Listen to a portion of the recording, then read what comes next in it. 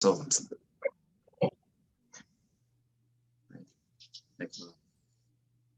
so I am pleased to announce Mr. Okan Şengün for our LGBT Heritage Month event here at Turkish American Professionals Initiative. Just quickly, a little bit about TAP itself. It was formed out of TCA, the Turkish Coalition of America, that after unfortunately due to the pandemic had closed down, but we had decided to try to keep its spirit in terms of having it be a space for entry to mid-level, just young Turkish American professionals to have a way of meeting each other, networking, and professional development,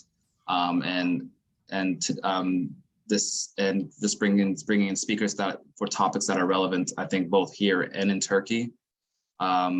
Today, like we said, we are going to look at the LGBT situation in Turkey, and we have I can't think of anyone better than Okan to speak about this. Just a little bit about Okan himself.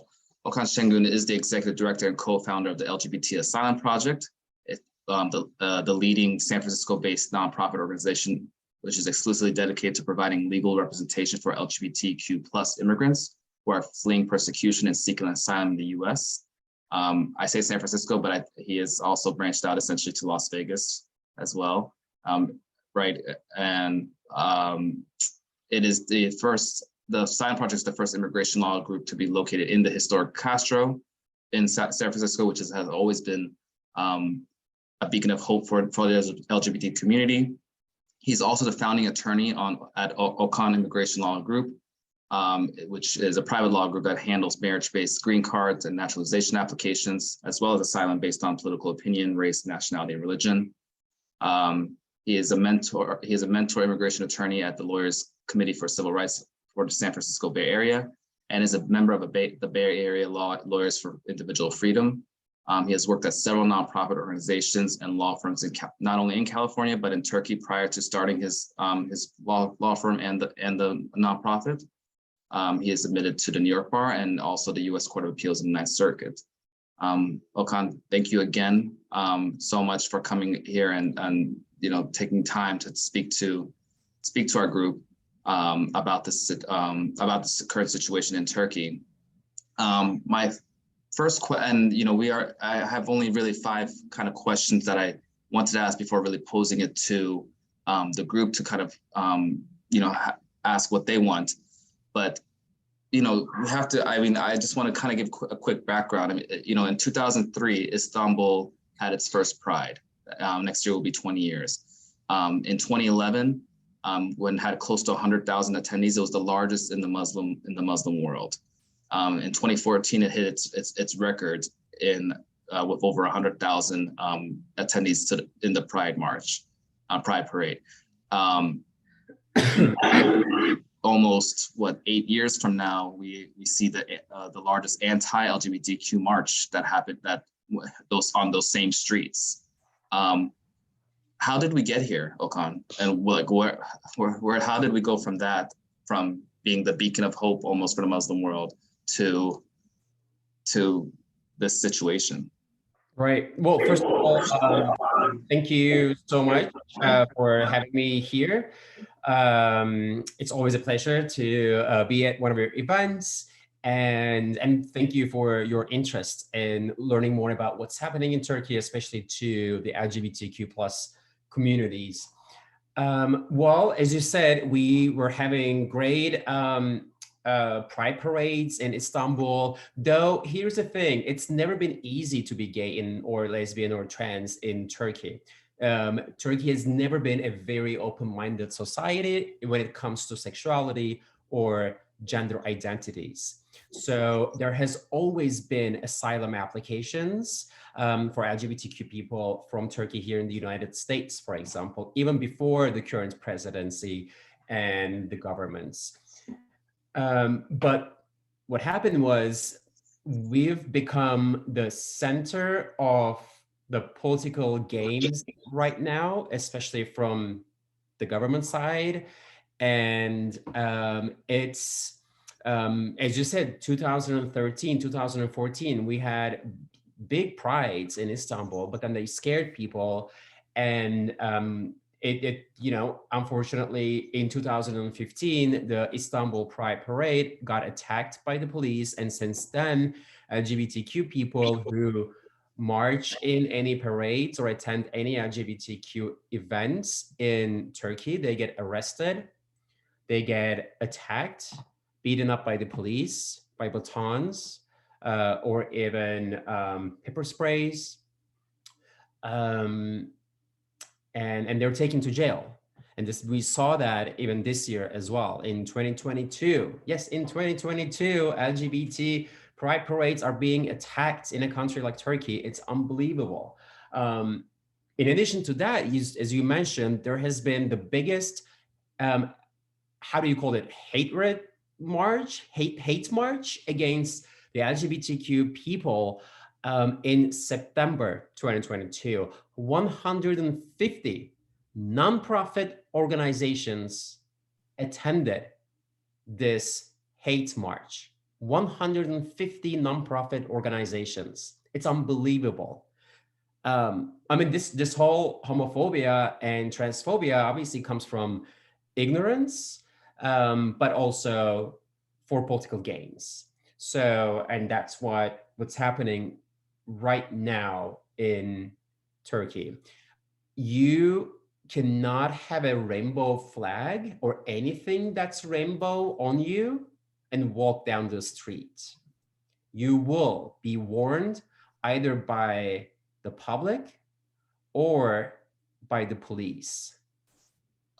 I watched a clip of this guy attended a government, I think it was one of the ministers. So it's the government's activity, government events. And this guy, an elderly guy who had no idea what a rainbow flag was, apparently just opened up a rainbow umbrella. He got warned by the event organizers to close it.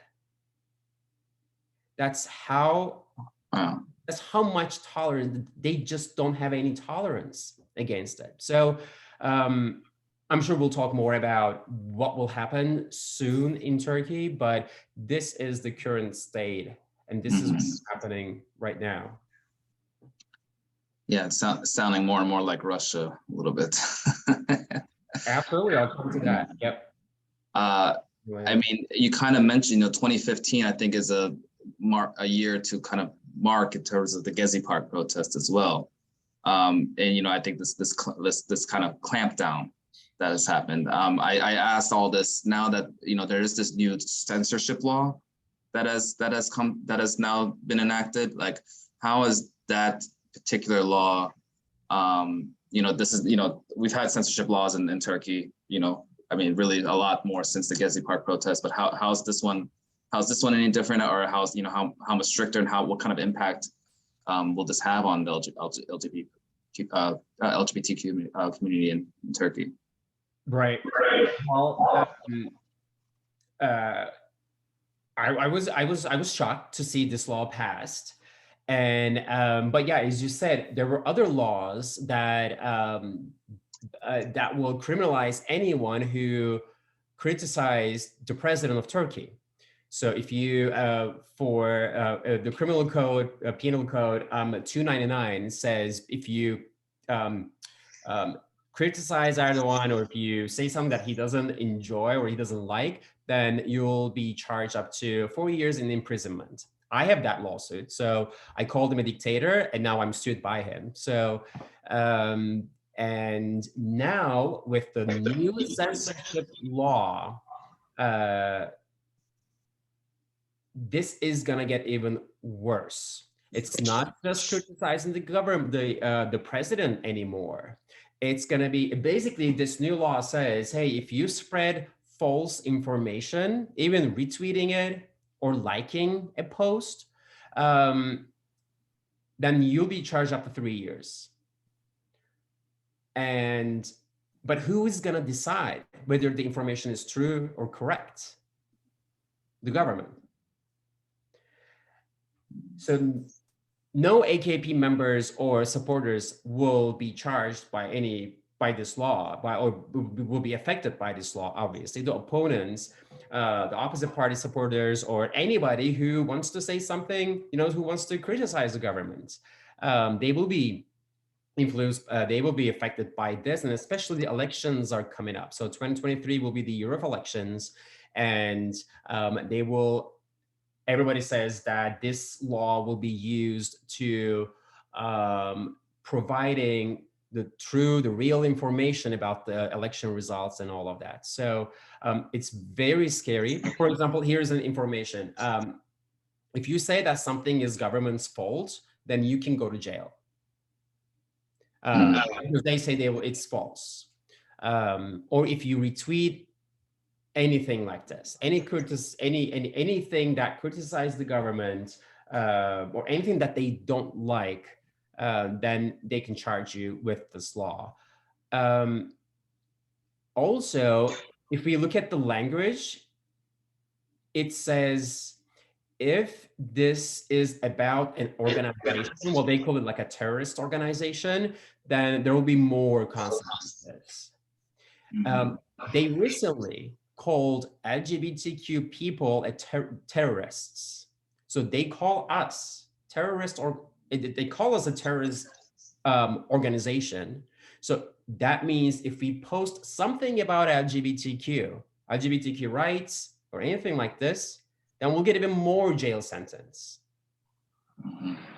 And yeah, I mean, just to be, I guess, like, just to be clear, there on the books, there isn't necessarily any thing against LGBT, like, in terms of like discriminatory laws, but it's these kind of laws like this that they're kind of not yet, but the Turkish government has not only used in the past, but it's using now to kind of justify this kind of crackdown, correct? Because some people are like, oh, it's not criminal in Turkey technically, but the society, like you said, is pretty conservative, and also these laws is how they're using it. Yep, absolutely. And so when you're I just kind of looking at stuff on the side. One moment here. And one thing I wanted to mention is, we talked about, things that happen in Turkey. I mean, how has that trickled essentially to kind of your work, right? Here in the US, if we can talk about that briefly, like it has, I'll let you, obviously you'll go into details, but there has been a rise of asylum seekers to Turkey, not only just the political crisis, because now I think more economic, but how have you seen an increase, an uptick with the LGBT applicants, or how's that looking on your end? That's a great question. So, as I said, there's always been asylum applications from Turkey that's based on religion, that's based on race, that's based on sexuality, gender, political opinion, and but since 2016, we've seen an influx of cases from Turkey since the coup attempt happened.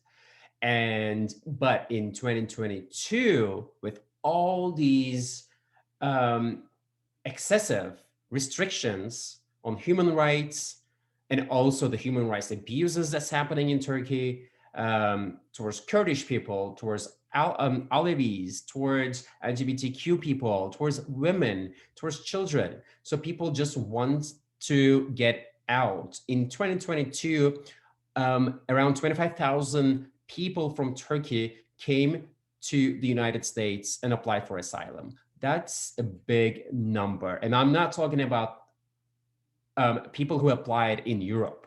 This is just the United States. This is major, and they know this. And the president thinks that they come to the United States for iPhones. He literally said this. No, people do not come here for iPhones. People come here because you persecute them, because your police harm Kurdish people, Alevi people, you call people terrorists, all these people. So that's why they come here to the United States of America to apply for asylum, not for iPhones.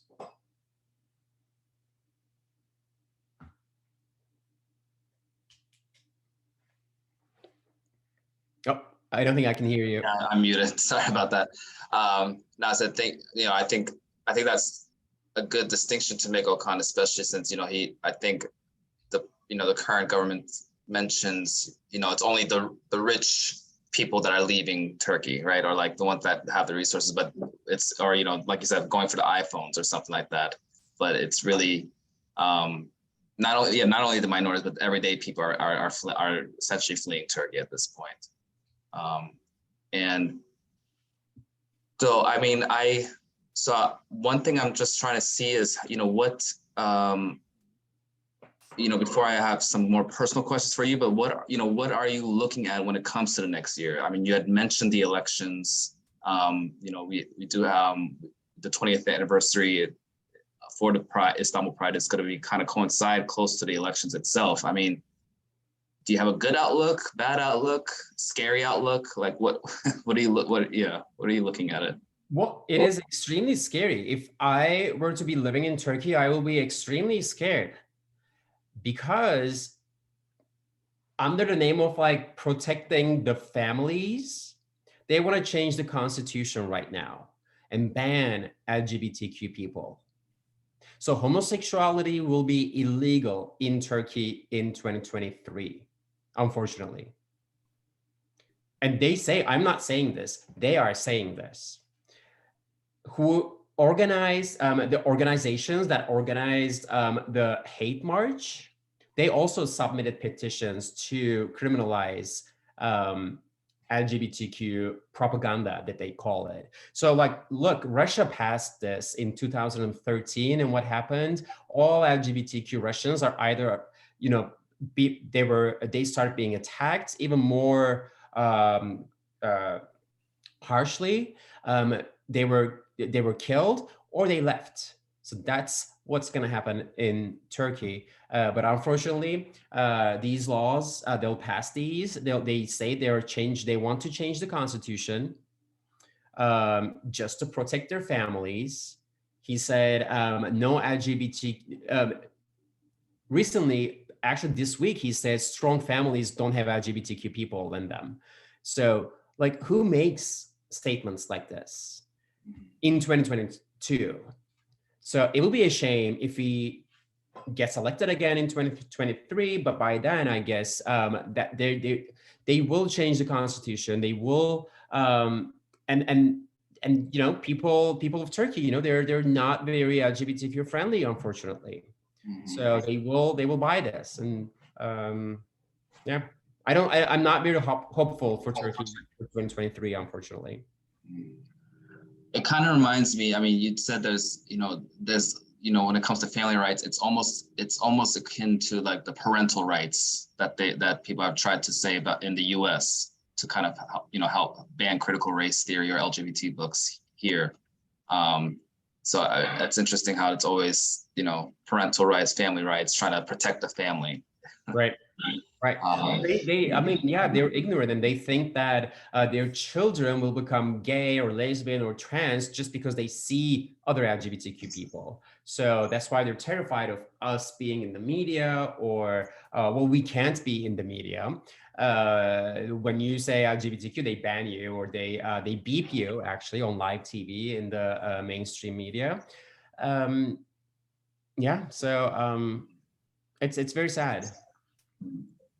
And actually, I have two more questions. But I want to ask people to either, if they don't want to tell their questions up front, you can use the chat button and type the questions as well. Actually, you might want to type it first, and then I can call on you on that in that respect. But my last two questions are a little bit like personal.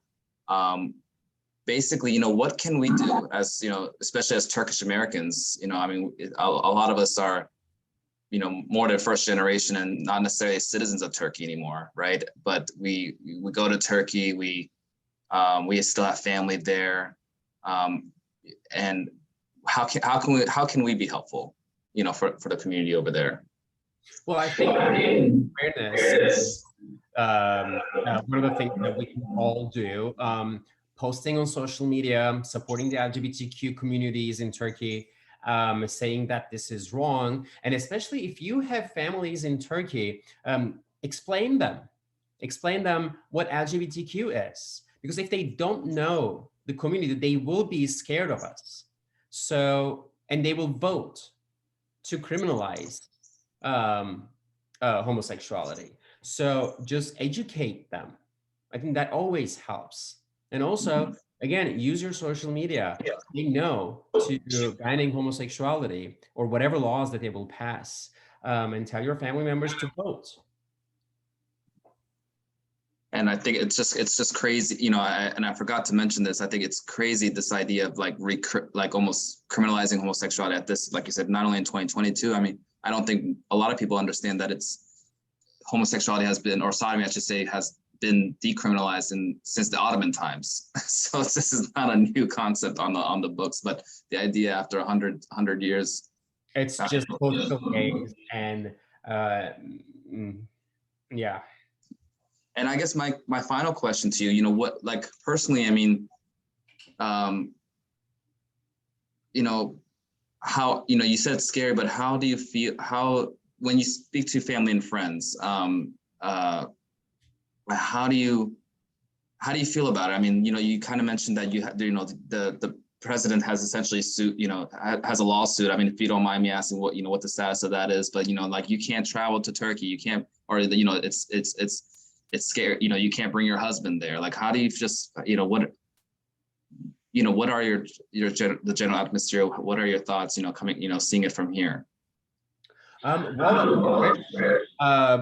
came from a country that would accept my marriage, that would accept my husband, that would accept my family, but it doesn't. So, and I have no desire to go back to a country where there's still extreme homophobia or transphobia.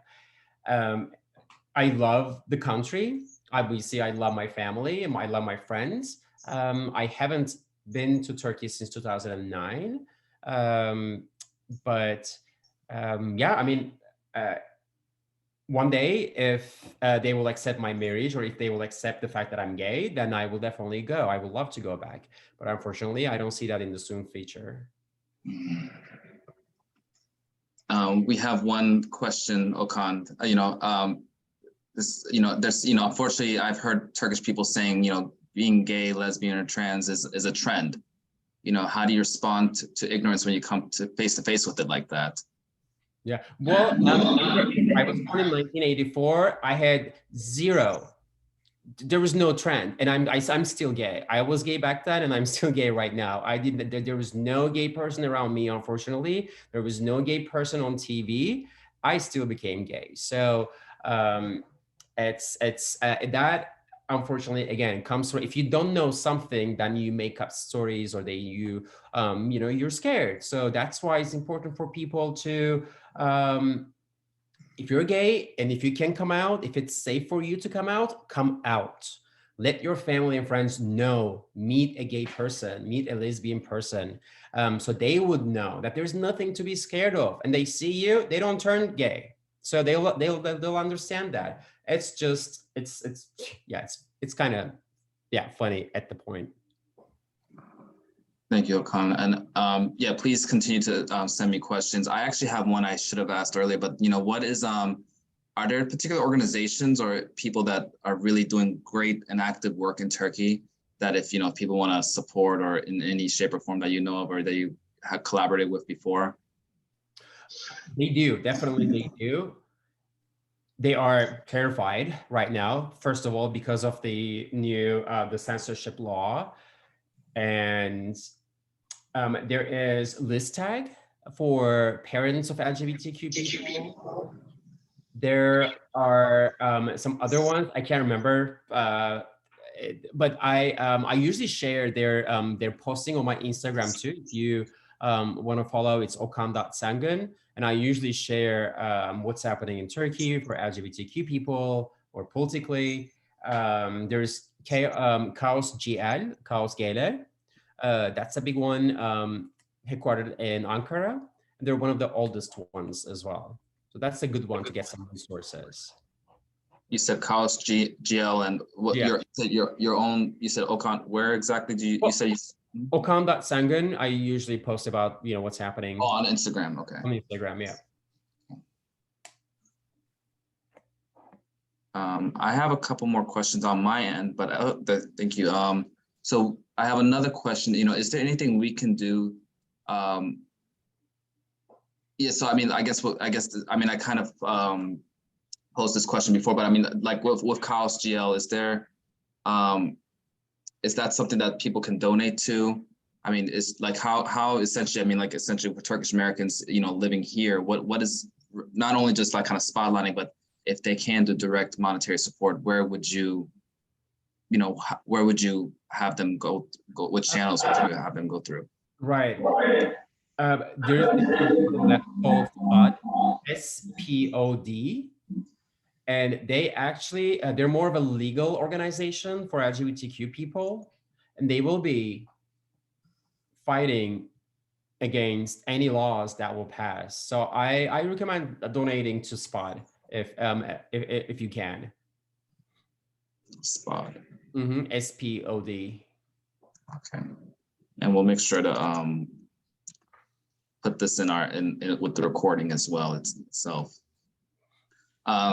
But again, talking to your families, talking to your friends, posting on social media, those are really important too.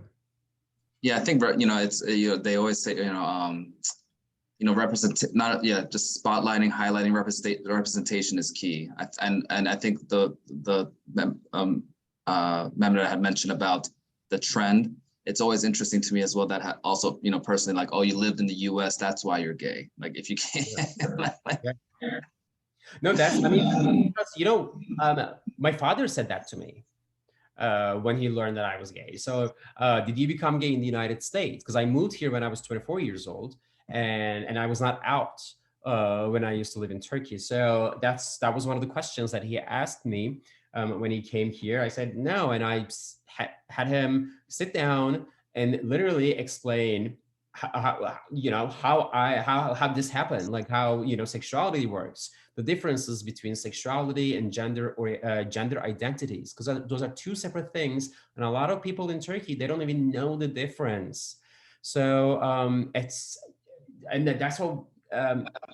that's what's missing in Turkey. People cannot talk about these issues, so they don't learn and educate themselves. And yeah. And as I wait for some more questions, I have another one. Is there kind of I think, it's important to kind of see, I think, is there a big divide between what happens in kind of Eastern Turkey versus the Western Turkey? I mean, outside of the three big cities, right? I mean, Istanbul, Ankara, and Izmir kind of are their own little bubbles, right? And then there's the rest of Turkey. They used to be different. They used to have all the pride parades. They used to have all the gay clubs. But unfortunately, right now, I can't say that there's a big difference between the East and the West. Mm-hmm. Most of our clients, LGBTQ clients, they come from big cities like Istanbul, even Izmir, which is supposed to be the most open-minded city. Unfortunately, I met this lesbian woman who was locked up in the family house just for being a lesbian. She was forced to marry. She got pregnant, and she had to stay married for a very long time. And imagine every time the husband would want to have something sexual with her, it's rape. So, and this is happening in Izmir. Oh, wow. Mm-hmm. And eventually she came out and her parents did not accept her. So she escaped and came to the United States and applied for asylum. And that's crazy.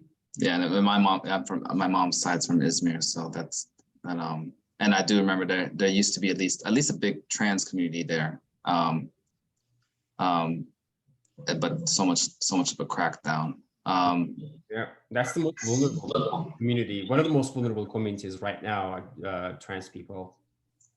So I have another question from the audience. what are your thoughts on the future of Turkish celebrities who are currently openly, advocate part of the LGBT community, or even, supporting it, especially considering the future of the political landscape. This kind of reminds me of, even though it wasn't LGBT related, but Gülşen going into, She was jailed. she was She put a rainbow flag on her Instagram a few months rainbow ago. flag. Okay. Was it because of a rainbow flag? It was the rainbow flag that it was not technically because of the rainbow flag, but after the rainbow flag, they found a video of her from from April, and that's what happened. So yeah, LGBTQ celebrities, they do not speak up. They mostly don't speak up, unfortunately. I wish they did, because some of them, they're powerful. Mm-hmm. And they could make a difference, but they don't speak up. And they say it on TV. I don't get involved in politics, or I don't get involved in this. This is not politics. This is basic human rights. Yeah, I think that's an interesting, a book has to be written about the kind of disconnect between these celebrities where you have Bülent Ersoy out, and I guess in some, but these big names that are like silent. I mean, granted, she was exiled for a while before coming back, but they you have these very openly LGBT celebrities, but I guess that it's okay to when it's a performance, but don't speak it out as in terms of an activist. Do you see that kind of divide? Yeah. I guess that's always the weird. Yeah, that's always the weird. Yeah, it's hard to understand, honestly. I just don't understand that. But look, in Iran, there's death penalty to be gay, and the Iranian government forces gender reassignment surgery so that the relationship between two men is not going to be a same-sex relationship. This is where we're going to. So they're okay as long as it's not a same-sex relationship. Thank you. I have another question from the audience. They want to know a little bit more about the asylum process. I know if you can, if you can briefly kind of, talk about, from start to finish on that. And I guess also how, I'm sure just to make it, bring it back to relevancy, like how do you argue for LGBT asylum seekers from Turkey, to kind of, generally in terms of to make their case. Right. So to apply for asylum, first of all, the applicant must be physically in the United States, and they only have 1 year to apply for asylum within their last entries into the United States. They can apply for asylum based on 5 main grounds. That's race, ethnicity, nationality, political opinion, religion, and membership in a particular social group, which includes lesbians, gays, transgender people, bisexual people, pansexual people, and queer people. So it's a social group that's accepted by the government as one of the bases to apply for asylum. What we do is there's an application form involved. There is a detailed declaration involved, which is the life story of the applicant. We talk about where we're talking about the LGBT cases. So how did they realize that they're LGBTQ? How old were they? Their relationships? Does anybody know what did they do when they learned about their sexuality or gender? Any physical harm that they experienced in Turkey? What would happen to them if they went back to Turkey and tried to live as an openly LGBTQ person? So we talked about this, all of these in their declarations. And then the more we get to know our clients, we also support their cases with with evidence, right? So we need to show their true sexuality or true gender, so documentation about that, which is sometimes not easy because they don't have any photos or lots of photos with their partners from Turkey because it put them in danger. So we can get letters of support from their friends, family members, if there are any supportive people around them.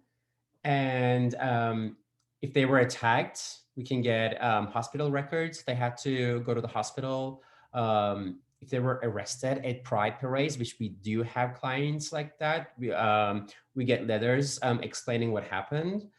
And usually there's no police reports. And then we show the country conditions showing the LGBTQ plus persecution that's happening in Turkey. And then, well, asylum cases right now take a very long time. But whenever we get the interview, so at the end of this whole process, there's an interview. So the asylum officer will want to interview our client in person, and they ask questions about their past persecution and also about their fears of future persecution.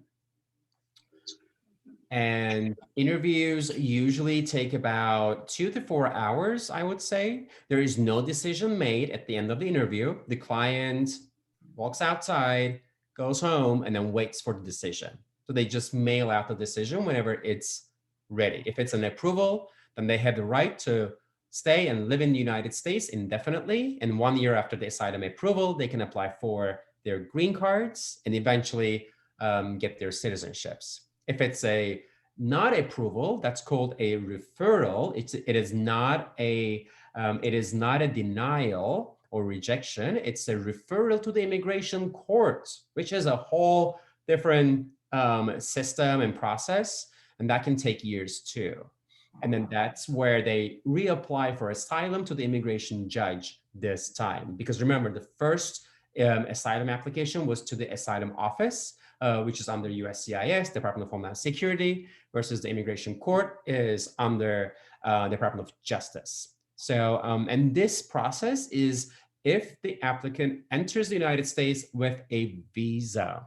So if they come through the borders, then that's a whole different situation. Then their cases are usually heard by the immigration courts.